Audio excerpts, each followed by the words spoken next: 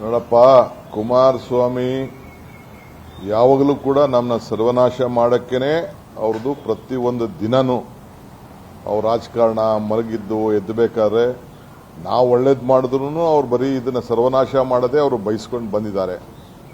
ನಮಗೆಲ್ಲ ಗೊತ್ತಿದೆ ಅವ್ರದ್ದು ನಡೆ, ಹೆಜ್ಜೆ, ಭಾವನೆ, ಚಿಂತನೆ, ಆಚಾರ, ವಿಚಾರ ಎಲ್ಲ ಕೂಡ ನಮಗೆ ಅರಿವಿದೆ. ಅರ್ಥ ಆಯ್ತಾ? ನಾವೇನು ರಾಮನಗರ ಟಚ್ ಮಾಡ್ತಾ ಇಲ್ಲ.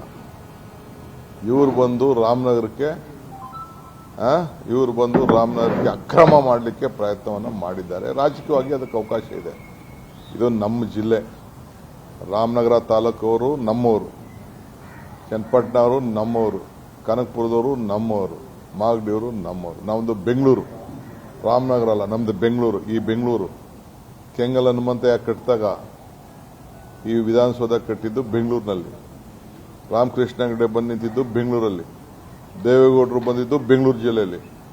ಕುಮಾರಸ್ವಾಮಿ ಬಂದು ನಿಂತಿದ್ದು ಬೆಂಗಳೂರು ಜಿಲ್ಲೆಯಲ್ಲಿ. ಅರ್ಥ ಆಯ್ತಾ?